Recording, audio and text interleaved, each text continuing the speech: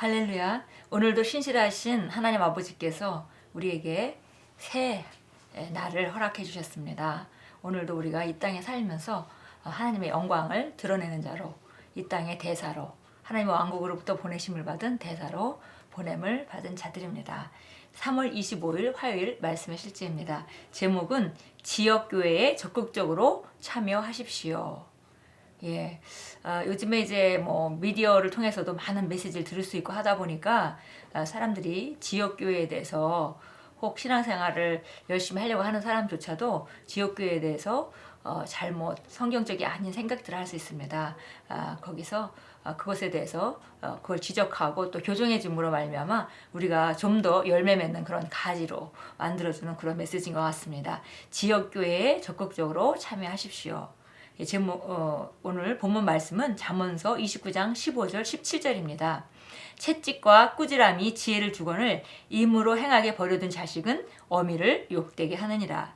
내 자식을 징계하라. 그리하면 그가 너를 평안하게 하겠고 또 내 마음에 기쁨을 주리라.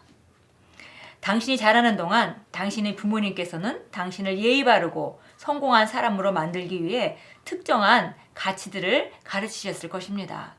이러한 가르침을 받지 못한 다른 아이들은 아마도 결국 거친 사람으로 자랄 것입니다. 영적인 것 또한 그렇습니다. 하나님께서 예정하신 그런 사람이 되기 위해서는 성령의 일들에서 반드시 양육되어져야 합니다. 이것이 지역교회가 존재하는 이유이며 모든 그리스도인들이 지역교회에 소속되어 효과적으로 기능해야 되는 이유입니다. 히브리서 10장 25절에서 주님께서는 지역교회에 진지하게 출석하지 않는 사람들에 대해 불편한 마음을 표현하면서 그들의 방법을 따르지 말라고 경고하십니다. 모이기를 피하는 어떤 사람들의 습관과 같이 하지 말고 오직 권하여 그날이 가까움을 볼수록 더욱 그리하자. 어떤 그리스도인들은 이렇게 말합니다. 매주 주일에 저는 어디든 주님께서 인도하시는 교회로 가요. 이것은 마치 어린아이가 매일 밤 아무 집에나 들어가서 오늘 여기서 저를 좀 재워줄 수 있나요? 라고 묻는 것과 같습니다. 그가 앞으로 어떤 삶을 살게 될지 상상해 보십시오. 이것이 일부 사람들의 영적인 생활 방식입니다. 그들은 이번 주에는 이 교회, 다음 주에는 저 교회로 옮겨 다닙니다. 이것은 잘못된 것입니다.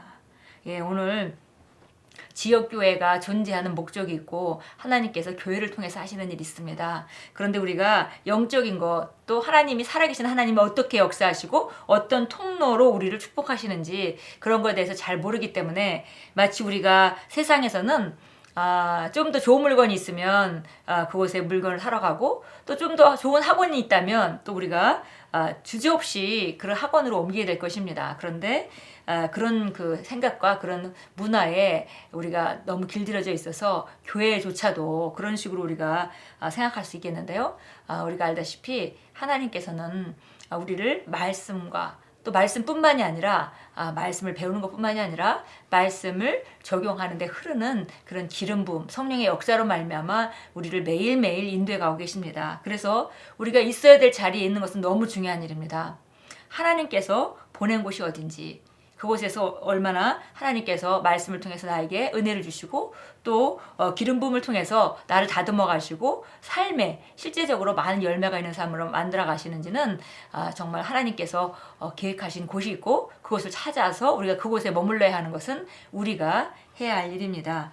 여기 보니까 마치 아이가 좋은 집안에서 자라면 우리가 기본적인 성품이나 기본적인 태도나 이런 모든 것들이 반듯하게 가르쳐지지만 그렇게 양육받지 못한 사람들은 거칠게 자랄 수밖에 없는 것과 같이 영적으로 똑같다 그랬습니다.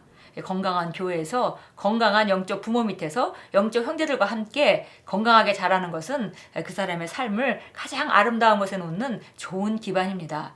반대로 머릿속에 많이 우리가 하나님 말씀에 대해서 여기저기 가서 배웠기 때문에 많이 아는 것 같지만 그러나 그 교회에 뿌리박고 거기서 공급받고 훈련받고 또 때로는 형제들과 불편한 가운데서도 정말 승리하고 이기고 나가고 또 다른 사람들을 통해서 배우기도 하고 이런 모든 것들이 있을 때 우리는 정말 건강하게 하나님이 예비하신 모든 축복을 빠짐없이 놓치지 않고 받게 됩니다. 계속 읽습니다. 또 어떤 사람들은 교회에는 전혀 가지 않고 집에서 텔레비전으로 설교를 듣습니다. 그들은 말합니다. 제게는 목사님들이 여러분이세요. 그분들을 TV에서 본답니다. 어떤 목사나 TV에서 당신을 어떤 목사가 가르칠 수 있지만 TV에서 당신을 목양할 수는 없습니다. 교회에 속속됨으로써 참 많은 것을 얻게 됩니다. 그곳에서 당신은 하나님의 말씀과 성령의 사역을 통해 강화될 것입니다.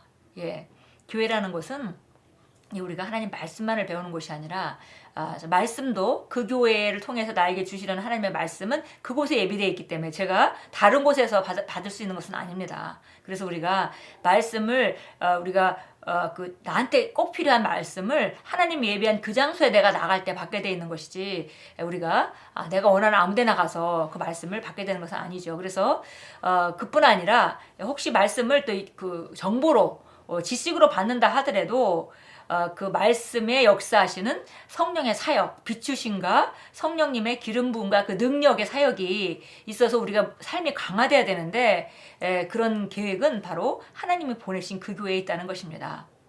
그래서 보니까 하나님의 말씀과 성령의 사역을 통해서 강화될 것입니다. 그랬습니다.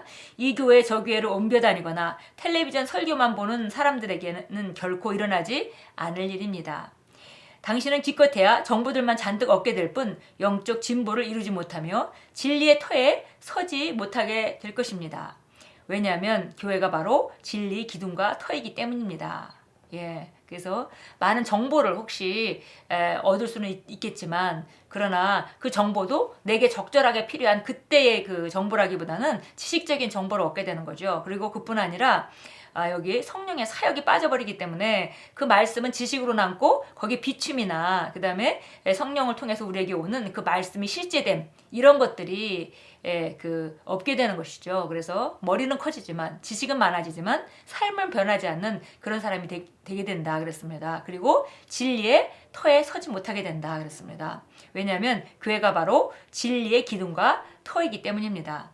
교회에서 하나님의 말씀을 배움으로써 당신은 삶의 문제들을 현명하게 다룰 수 있게 되며 또한 무한한 가능성과 끝없는 성공의 위치로 옮겨지게 될 것입니다.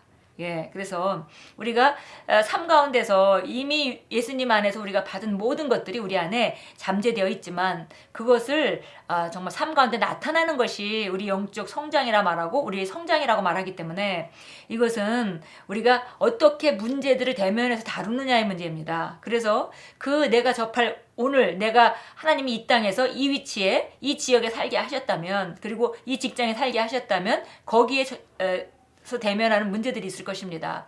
그리고 그 문제들에 대한 해답은 바로 내가 하나님이 나를 보내신 그 교회에서 받게 된다는 것입니다. 그래서 중요한 것은 얼마나 많이 지식적으로 배우느냐의 문제가 아니라 그걸 배운 것을 갖다가 얼마나 많이 정말 삶에 적용해서 문제들을 현명하게 다룰 수 있고 그 다음에 환경을 다스려가느냐 이런 문제이기 때문에 이런 무한한 가능성과 끝없는 성공 우리가 하나님께서 우리 그리스도 예수 안에서 우리 각자에게 예비하신 이런 그 차원 높은 삶으로 계속 지속적으로 나아가는 것은 바로 우리 지역교회를 통해서 말씀과 그 다음에 성령의 역사로 힘이 피울 때 또 다른 형제들과 함께 나아갈 때 가능하다는 것입니다. 자, 우리 히브리서 10장 5절 참고 성경 구절 보도록 하겠습니다. 히브리서 10장 5절인데요. 10장 25절입니다. 우리 좀 전에 얘기한 것이 이제 마지막 때가 될수록 점점 모이기를 피하고 점점 뭔가 간소화하고 사람들이 이렇게 꾸준하게 신실한 거를 떠나서 간편화하고 이렇게 되기 때문에 모임이 많이 폐해지고 한다고 성경은 이미 예언하고 있습니다. 그런데 우리는 그런 본을 따르지 말라라고 했습니다. 10장 25절 같이 보겠습니다. 어떤 사람들의 습관처럼 우리 자신들이 함께 모이는 것을 저버리지 말고 서로 권면하여 그날이 가까워오는 것을 볼수록 더욱 그리하자. 그래서 보니까 우리가 마지막 날이 가까워올수록 서로 모이는 것을 서로 권면하고 그리고 모이는 것을 패하는 그런 것을 거절하자 이렇게 얘기하고 있습니다. 그래서 이것이 바로 우리 마지막 때에 주는 하나님의 지시입니다. 또한 로마서 우리 16장으로 가겠습니다. 로마서 16장 1절입니다. 사도 바울이 로마에 쓰는 편지 이제 마지막 장에서 마지막 부분에서 그 자매들 그 형제들에게 일꾼들을 우리가 추천하는 장면이 나옵니다. 1절에 내가 갱그리아에 있는 교회의 일꾼된 우리 자매 베베를 너희에게 추천하노니 너희가 주 안에서와 성도답게 그녀를 영접하고 그녀가 너희에게 어떤 도움을 필요로 하든지 도와주라. 그녀는 여러 사람과 나 자신의 후원자가 되었음이라. 그리스도 예수 안에서 나의 동역자인 브리스길라와 아킬라에게 문안하라 하면서 우리가 16장 전체에 계속 사도 바울이 그 교회에 있는 형제들을 천거하고 그 다음에 또 칭찬하고 감사하고 문안하는 그런 장면들이 나옵니다. 하나님은 정말 그 위대하신 분이고 전능하신 분인데 그분께서 우리를 축복하시는 통로들이 있습니다.